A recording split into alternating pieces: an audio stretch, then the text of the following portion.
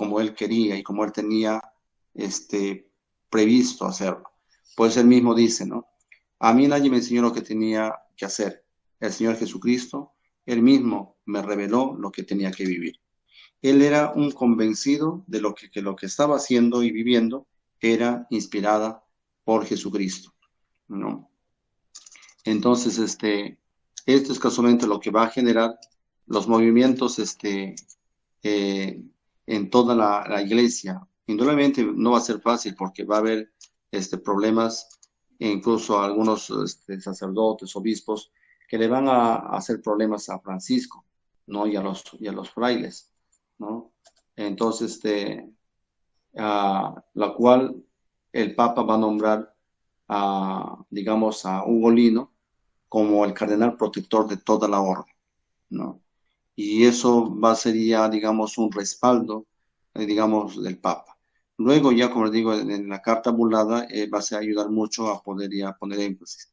Por otra parte, Clara de Asís también quiere hacer su carta. Lo único detalle que hay que tener en cuenta es que en tiempo de Francisco, ya el gran Papa Inocencio III no quiere, había declarado que no se va a hacer más reglas, pero no sé cómo es que Francisco de Asís logró aprobar, hizo que se aprobara después de esa prohibición su propia regla. Entonces, si no hubiéramos asumido otras reglas que ya existían, pero es Francisco que buscó la aprobación y lo consiguió. Y lo mismo quiere hacer Clara de Asís. Eh, las mujeres siempre en el tiempo de Clara y antes, pues estaban los monacatos, que las mujeres podían, eran grandes mujeres de familia feudal, que entraban con todos sus sirvientas al convento. Entonces, por eso ustedes, por ejemplo, cuando van a Arequipa, van a encontrar el gran monasterio de Santa Catalina. Y ahí van a ver, ustedes entran, se van a dar cuenta que hay así como departamentos donde una monja vivía con su servidumbre, ¿no? Y esa era la manera de vivir. Pero con Clara de Asís, ah, la cosa fue distinta. Él optó a no tener nada, ni siquiera sirviente, ni siquiera bienes, lo cual al Papa no le va a gustar, ¿no?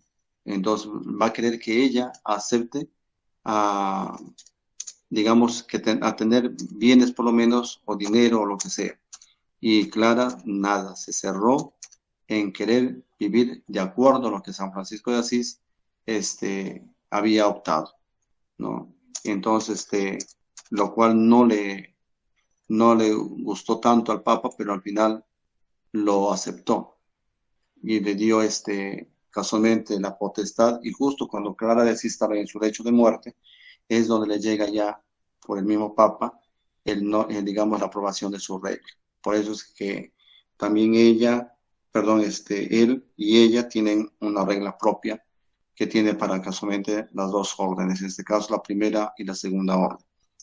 Entonces, eh, ahora, con respecto a la OFS que les estaba ya comentando, casualmente hay una carta de Francisco de Asís que se refiere a todos los fieles. Esta carta va a ser como la primera, así como la protorregla o la primera regla para la orden franciscana seglar, ¿no? Y es la primera carta, porque hay dos cartas a todos los fieles. Y esta primera carta es la que va, digamos, les van a exhortar para que puedan vivir de una otra manera el Evangelio. Por eso, sobre todo en el capítulo segundo, Francisco de Asís, dirigiéndose a todos ellos, le dice, ¿no? Pero a todos aquellos y aquellas que no viven en penitencia, es decir, que no viven dentro de la etapa de la primera, segunda orden, y dice, y no reciben el cuerpo del Señor Jesucristo, y se dedican de repente a vicios y pecados, Él les invita a transformar su vida a la conversión, ¿no? Y dice que andan en toda concupiscencia y a los malos deseos de la carne, y no guardan lo que prometieron al Señor, y viven corporalmente al mundo, sus deseos carnales, etc. Entonces, y dicen, ven, conocen y saben y hacen mal, y ellos mismos a sabiendas, les va orientando a poder llevar a un arrepentimiento, ¿no? Para aquellos que no hacen penitencia. Y les llama sobre todo en nombre del Señor. Por eso esto va a ser, digamos, como digamos, la proto-regla a la cual les invita. Y esto va a ser, digamos, el inicio.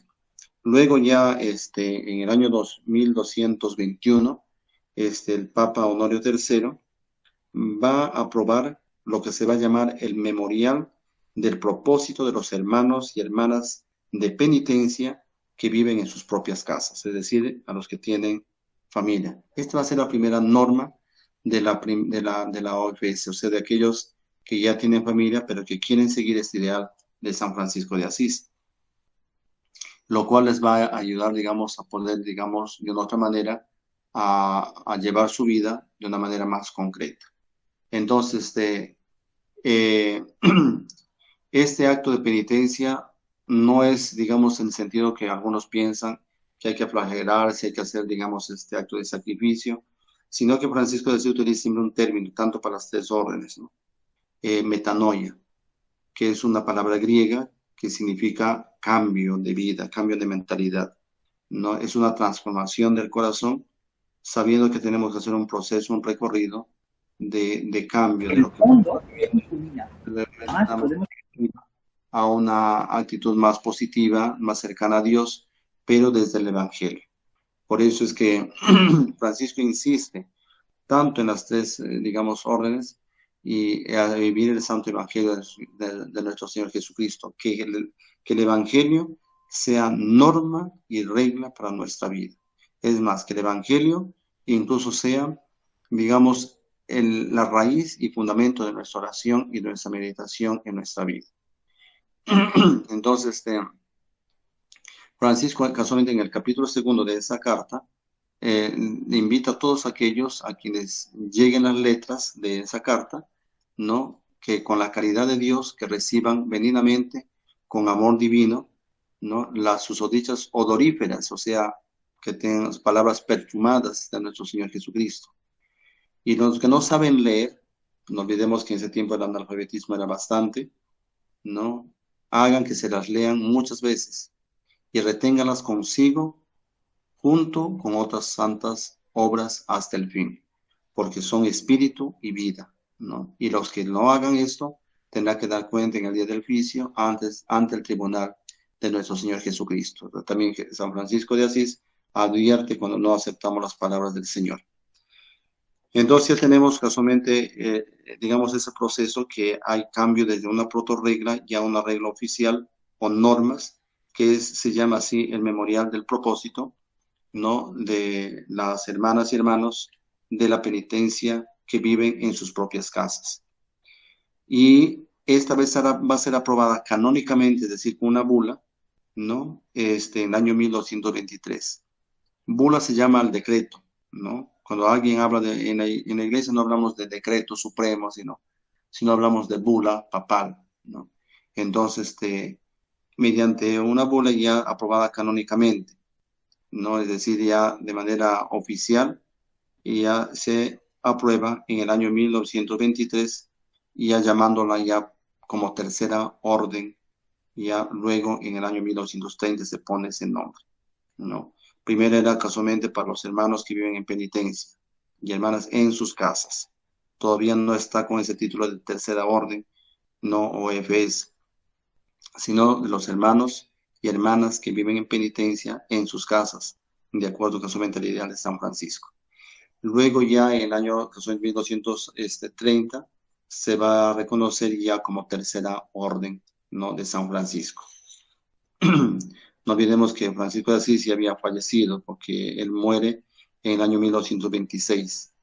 Ya en 1224 él recibe los estigmas. Y ya, digamos, a 4 años después de su muerte, y ya se declara esta tercera orden de San Francisco. Luego el Papa Nicolás IV, mediante una bula que se llama Supramonte, que significa sobre el monte, justo el 18 de agosto de 1289, es donde se hace, digamos, se hace una nueva reforma de esta regla, ¿no? Entonces se hace un cambio, se hacen algunas renovaciones de acuerdo al tiempo. ¿Y cuál es la luz? La luz de todo lo que se va viviendo, en torno a la actividad de lo que tiene que hacer la tercera orden. Porque la tercera orden, por si acaso, no era un grupito más de lo que había, sino tenían actos y oficios de caridad y de apoyo a las órdenes mendicantes, es decir, a la primera y segunda orden. No olvidemos que la primera orden y la segunda orden estaban prohibidos usar dinero. No podían tocar dinero porque era considerado como estiércol del demonio. Entonces la tercera orden, que son casualmente los hermanos que viven en sus casas en penitencia, son los que van a apoyar en la administración del dinero. Ellos son los que van a asistir, a ellos les entregan el dinero y ellos son los que van a proporcionar los bienes y digamos y comida para los hermanos, pero que ese dinero, por ejemplo, que era donación, por ejemplo, para los frailes, lo recibían la tercera orden para la administración. Y ellos daban cuenta de todo lo que están haciendo, en este caso a los superiores de los conventos. Esa era la manera como era una primera colaboración que era muy fuertemente arraigada y vinculante con los, digamos, entre las órdenes. Luego, esto casualmente va a ir, como digo, renovándose poco a poco, porque ya el León XIII en el año 1989 va a hacer una nueva reforma. No olvidemos que León XIII es muy conocido porque León XIII va a sacar una encíclica que se llama la Rerum Novarum. Esa Rerum Novarum, que significa nueva renovación, es la que le va a hacer frente al socialismo y al comunismo de aquel tiempo, a lo que había establecido Marx, y entonces él saca un tipo de socialismo cristiano, que no es invención, sino que está tomado de los primeros padres de la iglesia, de los inicios de la iglesia, digamos, en sus primeros siglos. Entonces él va a fundamentar y va a arreglar desde esta encíclica.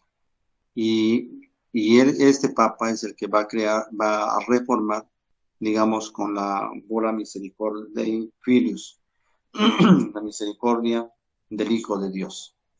Entonces, a partir de esto, es lo que va a haber una reforma. ¿Por qué? Porque había una situación tan terrible que se dio, no solamente en la OFS, sino también en la primera orden y en la segunda orden.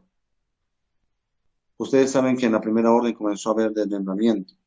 Había los capuchinos, los conventuales, que después ya fueron, digamos, eh, reconocidos canónicamente como ya órdenes que es casualmente ya divididas de la primera orden. De manera que la primera orden, en sus divisiones, surge esto. En la segunda orden también hay clarisas capuchinas. Y después en la tercera orden también había movimientos chicos, pero ¿a dónde voy? Que esos movimientos, tanto en la primera y segunda orden, comenzaron a aparecer pequeños movimientos que querían vivir el estilo de San Francisco, como están los Praticelli, están los pequeños de San Francisco, los humillados de San Francisco, y así comenzaron a aparecer pequeños grupos, lo cual no fue del agrado ya demasiado por el Papa, porque cada uno se criticaba diciendo que tú no vives la vida de San Francisco, la regla de manera como lo ha querido él, ustedes tampoco lo viven, así comenzaron a haber acusaciones de una u otra forma, hasta que el Papa León XIII les dijo o se juntan o desaparecen. Y de esa manera se tuvieron que unir, se tuvieron que juntar los que ya pues tenían ese estilo de vida casados o no querían unirse al otro, y ya se comenzaban a replegar en la tercera orden o en la tercera orden regular, que son los franciscanos torques y son religiosos devotos. Entonces, los devotos es de obediencia, pobreza y castidad. En el caso de los seglares, no había una exigencia de ese tipo de votos, pero sí vivir, digamos, el estilo franciscano, digamos, en su sentido de minoridad y de fraternidad, para hacer de manera distinta. De esa manera, León XIII consiguió, digamos, solucionar el detalle con la bula Misericordiae Filius. Luego, va a haber otra reforma de la regla, o sea, la tercera orden ha sido el que más reformas ha tenido en su regla, ¿no? Y también en sus, digamos, en sus constituciones. El Papa Pablo VI, el Santo Papa, que algunos de repente lo han llegado a conocer todavía, el que va a hacer la última reforma, que mediante la bula Seraphicus Patriarcha, ¿no? El 24 de junio en el año 78, casi al final del pontificado. Entonces, con él se cierra ya la reforma de la de las reglas. Hasta hoy no había otra reforma, no se lo ocurrió a ningún otro papa que hacer reformas. Pero sí, los ministros generales de la OFS han ido ya actualizando sus constituciones de acuerdo a las reglas que van saliendo. Igual que nosotros también en la primera orden, segunda orden, de acuerdo al derecho canónico o de repente al Concilio Vaticano II, también hemos tenido que actualizar nuestras constituciones, pero sin dejar, digamos, la esencia de lo que significa la vida franciscana desde la personalidad de Francisco de Asís y de Clara de Asís. Una de las cosas que tenemos que tener en claro que nosotros como franciscanos y sobre todo ustedes también como orden franciscana seglar es que no son un grupo cualquiera, no son un grupo parroquial, sino es una orden reconocida a nivel internacional y está reconocida canónicamente y que esto ha llevado incluso a ejercer algunos trabajos que la orden franciscana seglar ha tenido que llevar a cabo en algunos lugares, por ejemplo, y es una tarea, digamos, excluido el Perú, la Orden Franciscana Seglar tiene un papel muy importante, digamos, a nivel nacional. Ha hecho de, por ejemplo, presencia a la luz del Evangelio, de lo que Francisco de Asís nos ha dejado como herencia, a poder llevar, digamos, el Evangelio en la medida en donde se trabaje. No olvidemos que una de las características que tenemos es que nosotros no somos una comunidad. Ustedes cuando ven, por ejemplo, de repente terciarios dominicos, ¿no? Y otros movimientos así laicales que hay, también por ejemplo los jesuitas, son comunidades de vida cristiana, comunidades dominicas, comunidades tal, comunidades tal. Nosotros no nos llamamos así.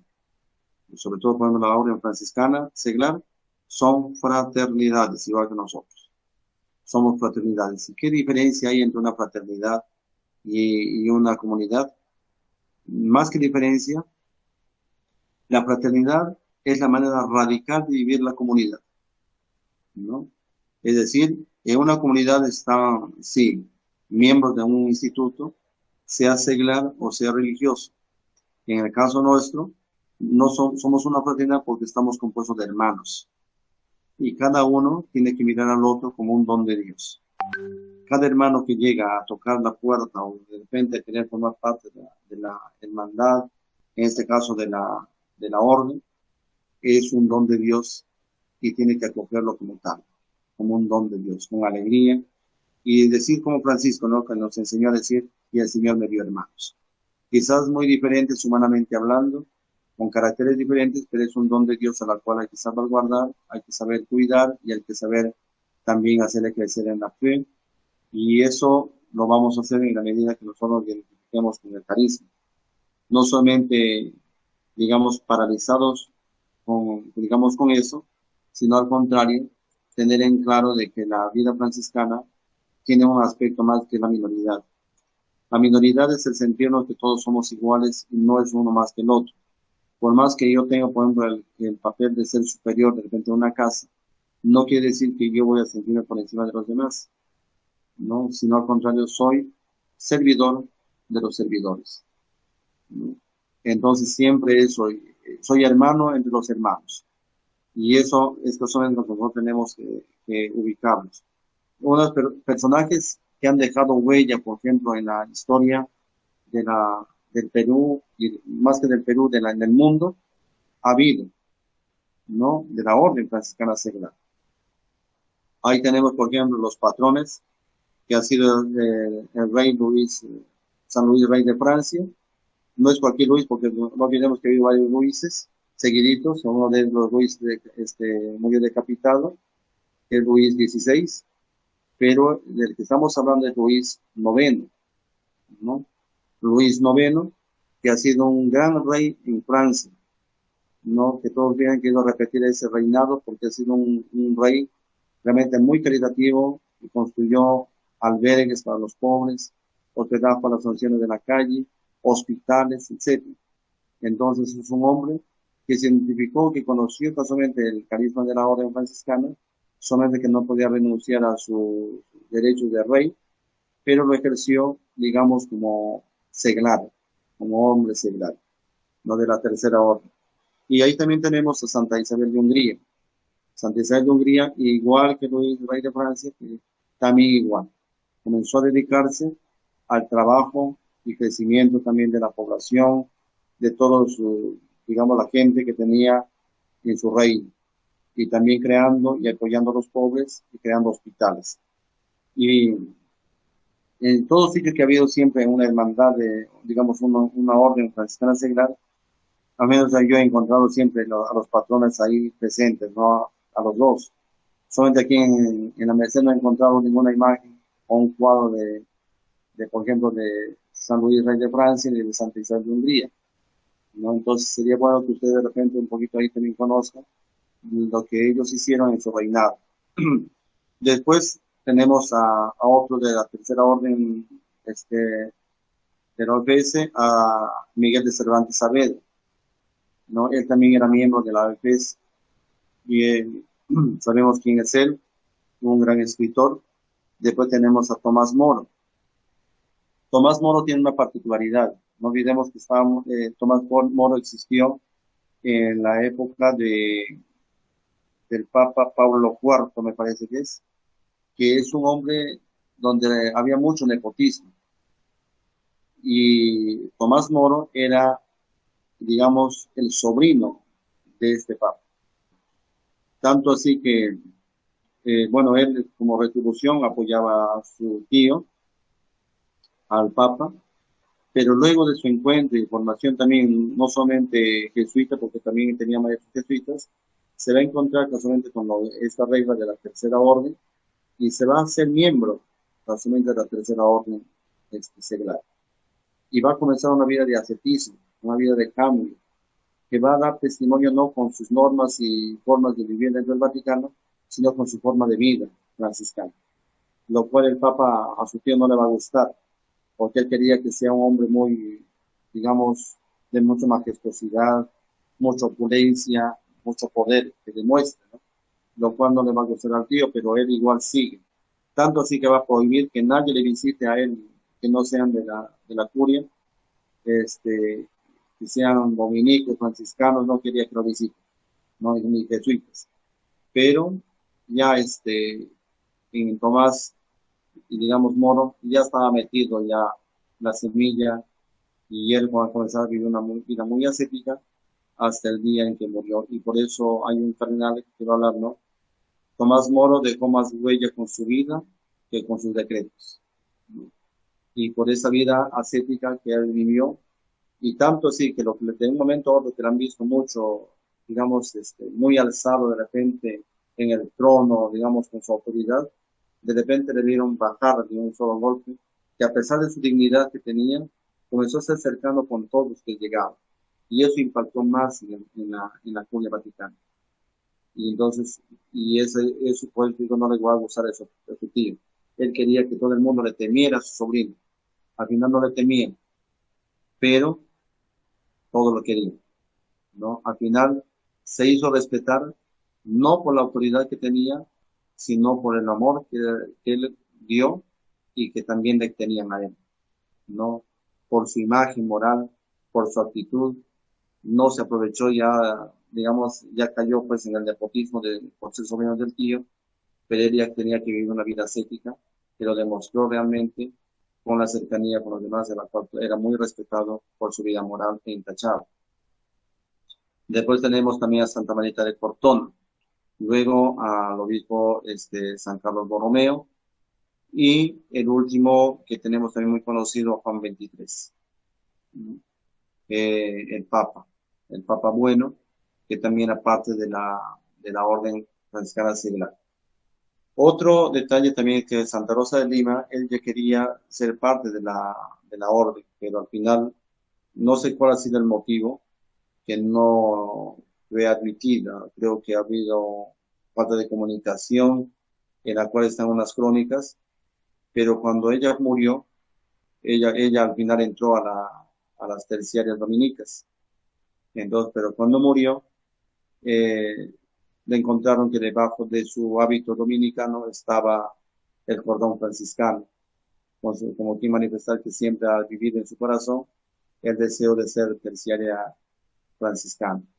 Entonces, esto, pues, en algunas pinturas le pintan con marrón y no con blanco y negro, como está pintada, ¿no? Entonces, estos son, y su confesor mismo de Santa Clara, perdón, de Santa Rosa de Lima, manifestó, ¿no?, que siempre ella tenía un deseo vivo y admiraba la figura de Francisco de Asís y que ella quiso formar parte de esta tercera orden. Entonces, es casualmente lo que, digamos, tener en cuenta que también aquí en el Perú, yo al menos he conocido en el año 1992, conocí a un señor que era jefe de la OGMA. Ustedes saben qué es la OGMA, ¿no? Que son los que evalúa, juzga y también destituye a jueces cuando se ve hay mal comportamiento. Y el jefe de la OGMA era de la tercera orden, ¿no? Y muy respetado y muy querido porque, y eso da, digamos, un sentido positivo y nos da orgullo de que en ese tiempo él, cuando era jefe, nunca se hablaba de corrupción, es más, le llamaban el incorruptible, ¿no? Porque era un hombre muy correcto. Y yo me acuerdo que él iba siempre a misa todas las mañanas a rezar laudes junto con los frailes ahí en San Antonio de Padua y Jesús María. Y digamos, un hombre muy correcto.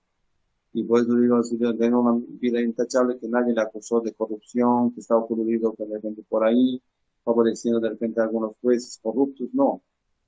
Entonces, ha habido gente, digamos, de la Orden Franciscana Seglar que han dejado huella. Y eso es casualmente a lo cual, digamos, tenemos que tener en claro durante la actividad y la acción de la Orden Franciscana Seglar, ha sido casualmente loable, digamos, porque ha habido en algunos sitios ha habido como tipo de SEO, ahora no sé cómo le llaman, set procleo. Entonces, donde la Orden Franciscana Seglar ha dejado huella porque han enseñado a coser, han enseñado, digamos, a cocinar, a hacer postres, a peluquería. No sé si alguna vez han ido ustedes a Arequipa. En Arequipa, la Orden Franciscana Seglar, junto al convento de San Francisco de ahí de Arequipa, está la casa que está bajo la administración de la Orden Franciscana Seglar. Y es una casa grande donde cualquiera que va, incluso frailes, puede hospedarse en esa casa. Pero muchos frailes no se hospedan ahí porque van a la casa principal que está pegada nada más de los frailes. Pero la mayoría que van allá son de la Orden Franciscana Seglar, o cuando algún fraile, por ejemplo, va, envía un familiar, llama a la casa y pregunta, ¿no?, si hay espacio, y normalmente ellos dan este, hospedaje y en la medida posible dan la comida, ¿no? Entonces, ya de manera voluntaria alguien da unos donativos, pero también tiene una parte del museo donde van a visitar. Es una manera de cómo tienen ingreso. Y yo, no, yo aquí cuando, no sé, creo que el padre Felipe algo estaba comentando que antes había máquinas de coser que se llamaban coser, pero no estoy seguro si eran de la OGS o no, pero sí hubiera sido importante que así como en otros lugares, que había estado a cargo de ellos. En Cajamarca sí, por ejemplo, la Orden Franciscana Seglar tenía un papel muy importante de, de preparar la catequesis, de estar metidos casualmente en estas obras sociales, de ayudar en la cárcel, ir a los hospitales y después de ayudar a las personas que menos tienen, haciendo sus propias actividades. Y luego, enseñando a coser, tejer, ¿no?, y a pintar incluso, de acuerdo a la capacidad que algún hermano o hermana tenía. Entonces, y los que tenían pues carreras, como algunos son ingenieros, pues, ingenieros, tratan de llevar una vida realmente franciscana en el lugar donde están. Y con los que trabajan, hablarles del Evangelio, enseñarles a orar. Y yo me acuerdo todavía antes de venir acá, estaban haciendo lo que se llama la consagración a la Virgen Inmaculada. Y ellos mismos iban, digamos, haciendo esto, digamos, como un trabajo que lo han asumido. Y eso tratan de inculcarles a los jóvenes de la UFRA. Entonces, cuando ya hablamos de los 800 años de la Orden Franciscana Seglar, es casualmente de esta primera digamos, de Honorio III, que aprobó el manual, ¿no? El memorial del propósito, ¿no? De los hermanos y hermanas de penitencia que viven en sus casas, ¿no? Que se aprobó casualmente en el año 1221. Pero estos 800 años, a la luz de lo que les voy diciendo, igual que nosotros cuando hemos cumplido los 800 años de fundación, es también mirar el pasado, digamos, con gratitud, ¿no? Y mirar el futuro con creatividad. Y vivir el presente con mirada puesta al Señor, ¿no? No es solamente detenernos en el tiempo, sino en el presente, mirar con el corazón y los ojos bien puestos en Cristo, con una memoria agradecida del pasado, de lo que nos han dejado nuestros antecesores, y mirar con creatividad el futuro, ¿no? De hacer que el Espíritu Santo siga actuando con creatividad, de no dejarnos, digamos, paralizar ni estancar, sino al contrario, nos ayude a poder crecer, digamos, de una otra manera en la vivencia de nuestra fe. No olvidemos que dentro de la estructura misma según la norma de la OFS, eh, pueden formar parte todo seglar laico, digamos, dentro del OFS, mediante su etapa de preparación y formación que tienen que tener en cuenta. Ahora, si es alguien de un instituto religioso, congregación religiosa que ha hecho votos, no puede formar parte de la OFS, ¿no? Entonces, porque son ya miembros de, cuando son jesuitas, o depende de una comunidad jesuita, no puede ser parte de la orden franciscana, porque si no van a chocar las espiritualidades y van a ser de manera distinta. Ahora, si es un sacerdote seglar, un diocesano, por ejemplo, que quiere ser de la tercera orden, sí puede, ¿no? Sí puede entrar a formar parte de la tercera orden, un sacerdote diocesano, ¿no? Un diácono, un obispo puede ser. Ya, como les dije, necesito recordar del Papa Juan XXIII que sí ha sido de la tercera orden. Y eso, digamos, tiene también un proceso del consulantado, noviciado, y a la función temporal y la función perpetua. Entonces, es, digamos, la dinámica como se tiene que tener en cuenta y llevar. Y también, como digo, dentro de esa historia ha habido gente que ha dejado huella y santidad. Y he mencionado los santos, escritores, y algunos que no son santos, pero escritores famosos, pero que han dejado huella de otra manera, siendo, digamos, eh, parte de una orden que Francisco de Asís y Clara de Asís nos han dejado como ejemplo.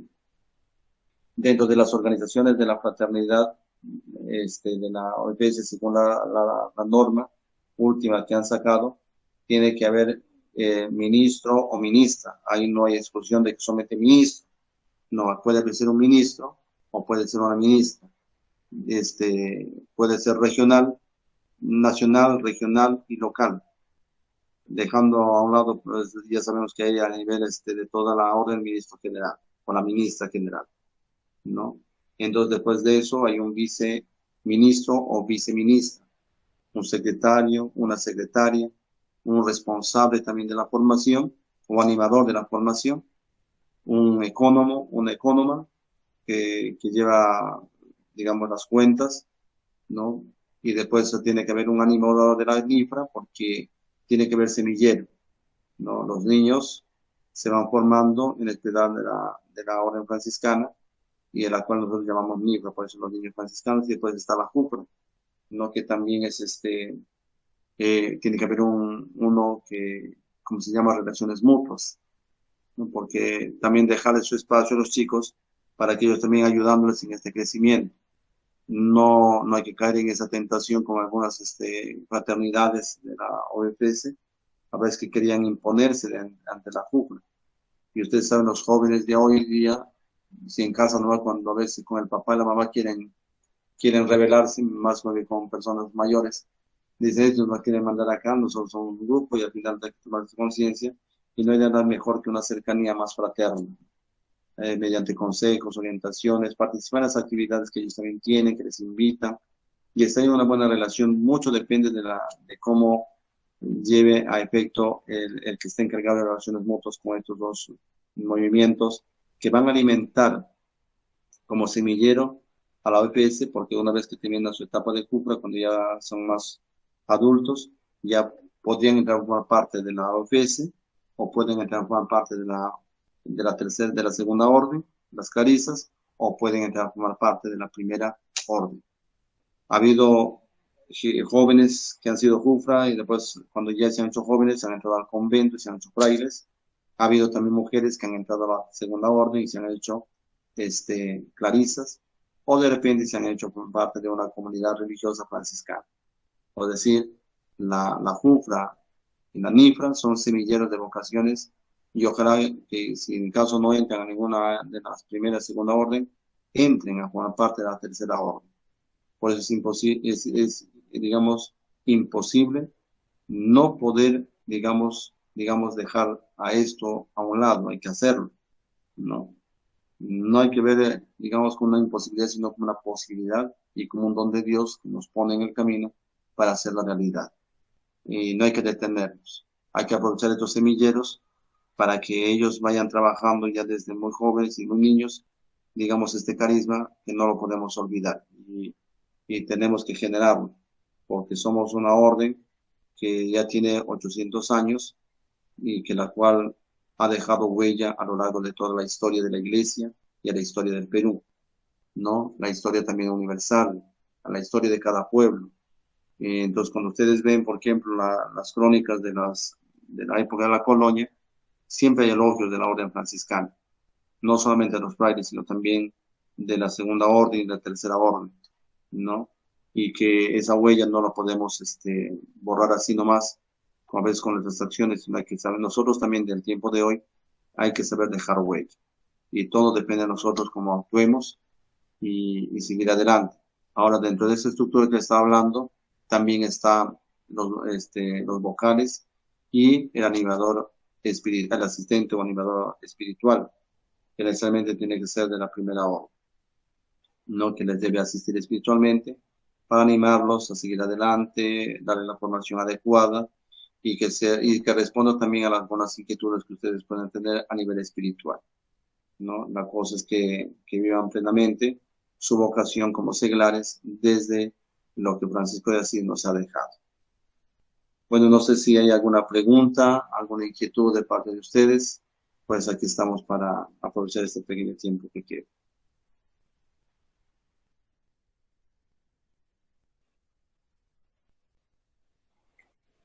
Y no olvidemos que Francisco de Asís, como muchos de los santos, están viviendo en la época feudal.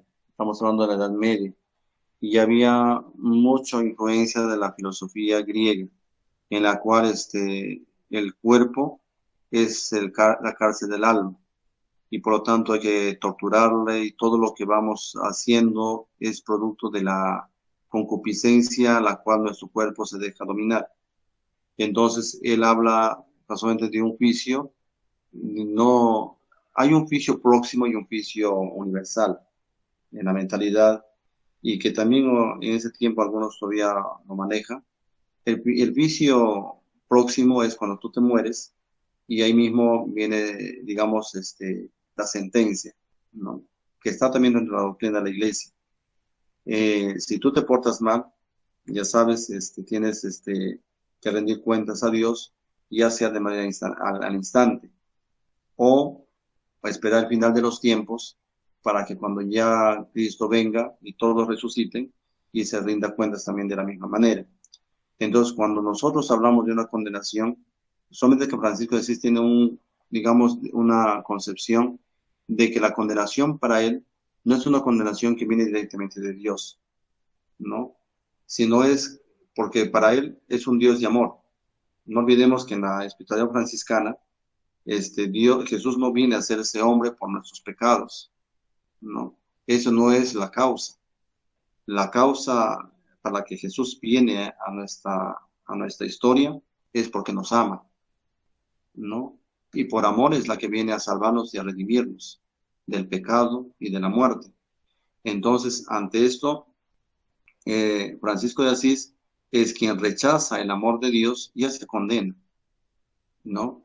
Por lo tanto, si tú, por ejemplo, le haces daño a tu hermano, entonces no estás amando a tu hermano, estás odiando a tu hermano. Entonces, el odio mismo hace que tú rechaces el plan de salvación de Dios. Y por lo tanto, tú mismo te estás condenando. No es que Dios apunta a condenarte, ¿no? Te dice, ya estás sentenciado, sino es que tú mismo estás optando por un camino. Es como quien decirte, este camino va a lo bueno y este camino a lo malo.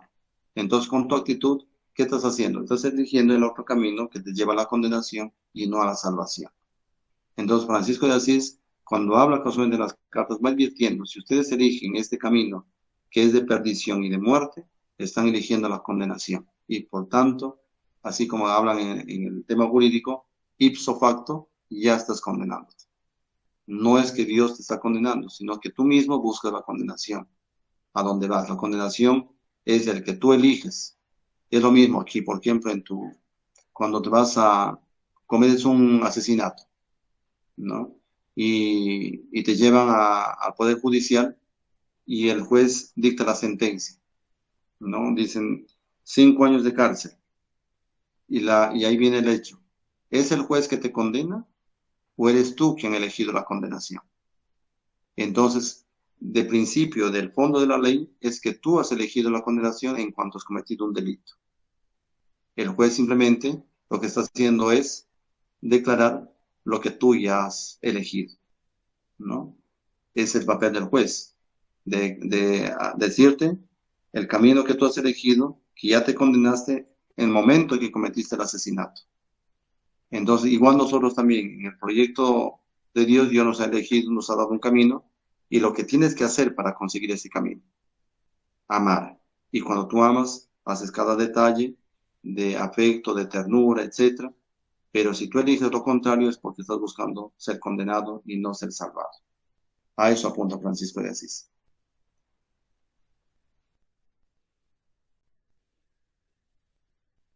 Claro. Y hay varios, tú mismo has dicho, ¿no? Motivos. No es un solo motivo, hay varios motivos. Algunos grupos se van a dejar llevar por el motivo del dinero, otros del protagonismo, y otros con una buena intención de querer hacer que la iglesia esté mejor. Porque no olvidemos que en esos tiempos la iglesia pues estaba muy arraigado al poder y a la riqueza. Era la época de oro de la iglesia, digamos, el afán del poder, del dinero y de las grandes tierras, la iglesia se convirtió en una de las grandes feudalistas también.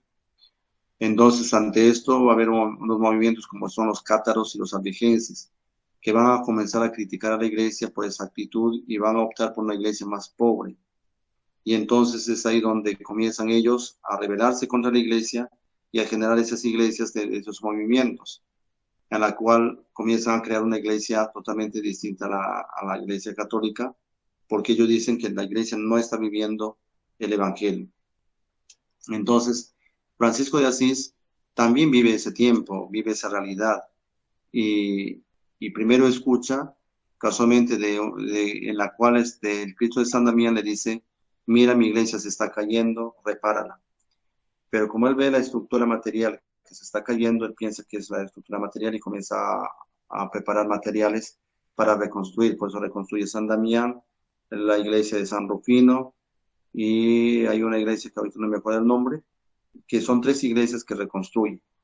Pero luego cuando hay un hecho anecdótico que sucede ante la orden, él va a tener que ir a Roma a hablar con el Papa. Y es ahí donde se encuentra con lo terrible, ¿no? La opulencia, el poder. Los cardenales representó la majestuosidad, no parecían reyes, emperadores, parecían. Entonces Francisco de Asís mira eso y es ahí donde se da cuenta que Jesús le hablaba de esa situación en la cual tiene que recuperar. Y él se da cuenta que la recuperación no lo va a hacer criticando, ni insultando ni al Papa ni a los cardenales, sino él optando por una vida pobre como Cristo y sus apóstoles. Por eso él mismo dice, ¿no? Cristo y sus apóstoles y la misma Virgen han sido pobrecitos. Por lo tanto, él opta por vivir la pobreza. Y con su forma de vida, él comienza a cuestionar la iglesia. Solamente que él toma conciencia del mensaje. Quizás los que han tenido buenas intenciones, como los cátaros, los albigenses, quizás han tenido una buena intención de un cambio en la iglesia, pero entendieron mal el mensaje de Dios. En cambio, Francisco lo tenía claro y escuchó claro lo que el Cristo de San Damián le decía, ¿no? mira, mi iglesia se está cayendo. Entonces, si es mi iglesia, tengo que transformarla desde dentro, no criticando como hacían los albigenses, ni queriendo atacar al Papa, a los otros, sino optando por la vida, porque los albigenses y los cátaros, por querer corregir la iglesia, comenzaron a atacarla y comenzaron ellos a convertirse peores también de lo que había en la iglesia. En cambio, Francisco de Asís optó de una manera radical a vivir la humildad, la sencillez y la pobreza, pero, digamos, desde la iglesia, identificándose con ella, sin destruirla, ni siquiera los sacerdotes que vivían en la opulencia, ni los cardenales, ni el Papa, sino optando por eso. Entonces, más adelante, va a haber esa similitud, que los frailes, por ejemplo, comenzaron a ver la necesidad de tener un convento, cuando Francisco de Asís todavía vivía, y es ahí donde comenzaron a ver la división. Francisco de Asís, al ver que están haciendo otra cosa distinta, mejor, en vez de estar amargándose la vida con los frailes que no entendían en su ideal, él va al Monte Alberna, separado ya, pero un montón de frailes que tenían ese ideal muy fiel a lo que Francisco en su primigenidad quiso vivirlo, entonces le siguieron. Y eso van a llamar los espirituales. Y es ahí donde en el año 1924, Francisco de Asís llora, y eso está en la biografía, ¿no? Y él mismo se pregunta por qué el amor no es amado, ¿no? Es decir, está hablando por qué no entendieron esto, ¿no? De Jesús, que es el amor, ¿no? ¿Por qué el amor no es amado? ¿Por qué no actúan como Jesús, como yo les he estado indicando el camino? Y luego ya y es ahí donde él pide al Señor vivir los dolores de su pasión, y ese año de 1224 es donde él recibe los estigmas. Y cuando llega en 1226 está por morir, uno de los frailes que generó todo este cambio de tener conventos y de usar en los conventuales, es donde Francisco de Asís le dice: hermano mío, hasta ahora nada hemos hecho, empecemos de nuevo. Yo he cumplido mi tarea, ahora empieza la tuya. Y eso no quedó ahí, porque después va a aparecer otro movimiento, de los frailes mismos, que van a acusar tanto a los conventuales, más a los conventuales, y a los de la primera orden también, un grupo, que no están viviendo radicalmente digamos, digamos, el evangelio o la regla de San Francisco. Y entonces ellos van a tener una manera de vivir más radical, tal como Francisco de Asís supuestamente les ha enseñado. Entonces, la pobreza radical, sin tener nada, que no se cuánto. Entonces es ahí donde aparecen los capuchinos, ¿no? Y luego ya ve movimientos, y fíjense, ¿no? En vez de consolidar la orden como tal y renovarla desde el interior, comenzaron a fragmentarla. Entonces, cometieron el mismo error, que no aprendieron nada de Francisco, ¿no? Que Francisco tenía una orden y quería que desde la iglesia se transforme la iglesia. Y la misma orden comenzó a fragmentarse. Tanto así que comenzaron estos movimientos que les he mencionado, de los fraticelli, los mínimos, los humillados de San Francisco, ¿no? Entonces, que han sido fuertemente, y que llegó incluso hasta el Perú, movimientos tan fuertes, que después se comenzaron a reestructurar con la corrección que hizo casualmente el Papa León XIII, y es ahí donde ya comenzaron ya a tranquilizarse, ¿no? Y el mismo Perú ha habido cambios de colores. Por ejemplo, el plomo ya comenzó a imponerse sobre cuando se aparecieron estos movimientos, y incluso en Cajamarca las imágenes eran pintadas ya de plomo, ¿no? Después, cuando ya se desapareció toda esa reforma que se intentó hacer, entonces ahí donde ya nuevamente se repintó de marrón las puertas, o sea, era una pelea tan terrible, ¿no? Las imágenes otra vez a poner de marrón. Yo me acuerdo también en Cajamarca, antes de la pandemia, justo me fui a prestar una imagen de San Antonio de Padua para sacar en procesión, porque la imagen que teníamos era grandísima, y es grande y pesadísima. Entonces, para no cargar esa imagen, buscamos una imagen chica. Y cuando la trajimos, nos damos cuenta que el hábito era gris, ¿no? Era plomo, no era marrón. Y era casualmente de la reforma que había visto en esa época. Y ya pues decimos, no, dejemos ahí como patrimonio, ¿no? De museo, que sigan nomás con ese hábito. que ya para que cuando se tenga que explicar en algún momento la reforma a los turistas, sepan de que por qué ese hábito está así plomo y no el marrón. Y después tú raspabas la puerta, ¿no? Del marrón y ahí detrás estaba la pintura ploma que había habido de la reforma anterior.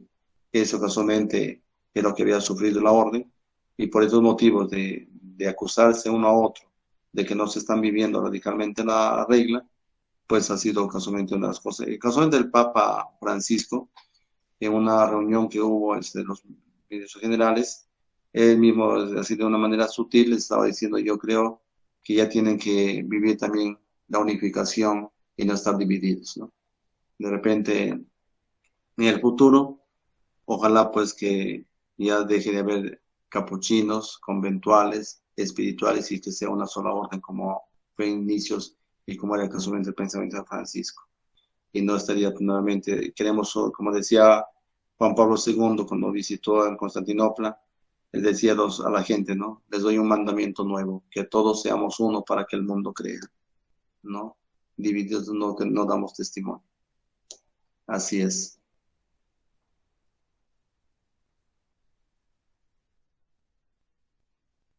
Ujú.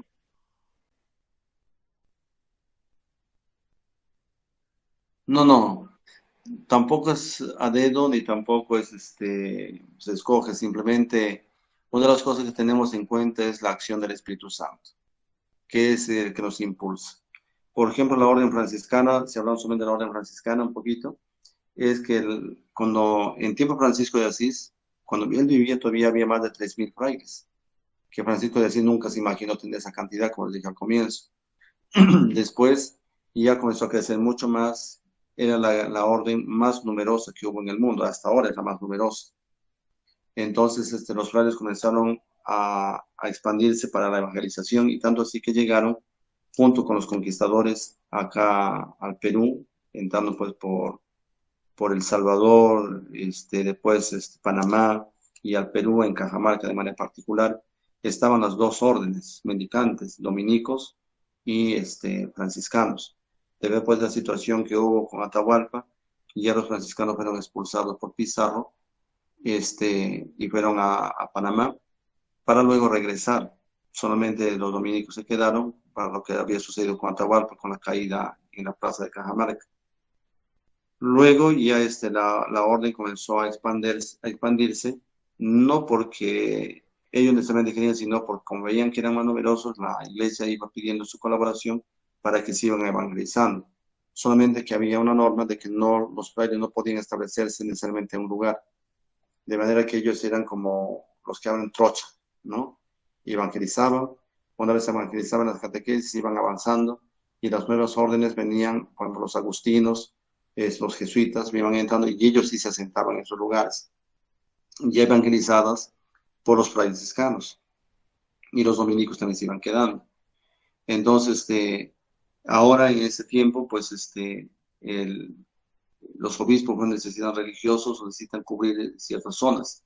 Entonces lo que hacen es invitar abiertamente quién puede venir.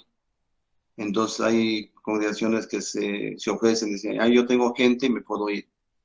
No puedo atender una casa si no tengo gente, no si no tengo religiosos, religiosas, entonces yo no puedo ir.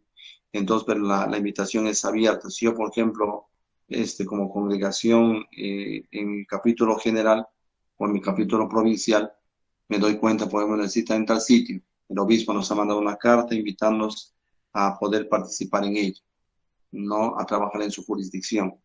Entonces, evalúan si tenemos personal y dónde van a estar, qué casa, y si hay ese lugar, ya decimos aceptamos. Si vemos que no tenemos gente, no se acepta. Y así actúan todas las congregaciones. Por ejemplo, los jesuitas, en algunos sitios, por ejemplo, como ya no hay gente, por ejemplo, creo que los salesianos, me parece que tenían casa en Yurimaguas, y al ver que no tienen ya personal, se han retirado. Ustedes mismos han experimentado aquí en San Ramón. Por ejemplo, estaban en Guaguabás y los franciscanos, estaban en Mazamari, estaban en Portocopa, estaban en Pichanaki, estaban en Oxapampa, estaban en Quillazú. Entonces, todo eso estaba inundado de frailes franciscanos. pero la reducción mismo comenzó así a achicarse, entonces que ya solamente nos encontramos en la Merced y en Satipo. Y en esas casas que estaban quedándose vacías, ¿a quién enviamos si no tenemos frailes? Entonces le decimos al obispo, no tenemos frailes para enviar. Entonces el obispo al ver esta situación hace una invitación abierta a ver qué congregación o qué sacerdotes pueden venir a colaborar en el vicariato. Y muchos pues han respondido, como son con sacerdotes polacos, por ejemplo, ¿no? Que han dicho queremos trabajar en Tarsillo, podemos ir. Entonces el obispo ha abierto las puertas y les ha invitado, vengan. Y también jóvenes de aquí de del mismo lugar, entonces oriundos de la zona, que se han presentado para ser seminaristas y han llegado a ordenarse, ¿no? Ahí tenemos, por ejemplo, al padre Edgar, al padre Alan, ¿no? Que son, por ejemplo, de aquí de la Merced, ¿no? Que son sacerdotes diocesanos, pero que están trabajando, por ejemplo, el padre Edgar ahorita está en Quillazú, que ha sido casa franciscana, y el padre Alan, que está casualmente en Oxapampa, juntos con el padre Raúl, ¿no? Entonces, así. Entonces, sacerdotes de otros sitios, por la comunidad que Jesús vive, también que han venido también a colaborar, pero respondiendo a la invitación y a la necesidad que el obispo ha mostrado. Y así, por ejemplo, otros obispos, varios obispos presentan así, digamos, su invitación, ya sea en la conferencia de religiosos o de repente en la misma conferencia de obispos. Entonces ahí cada uno da a conocer y de repente yo sé que esa congregación tiene muchos hermanos, entonces mando directamente a ellos. Pueden apoyarnos ahí trabajando en el sitio, entonces ya se hace un acuerdo. Entonces, pues decimos que vamos impulsados por el Espíritu Santo. Accedemos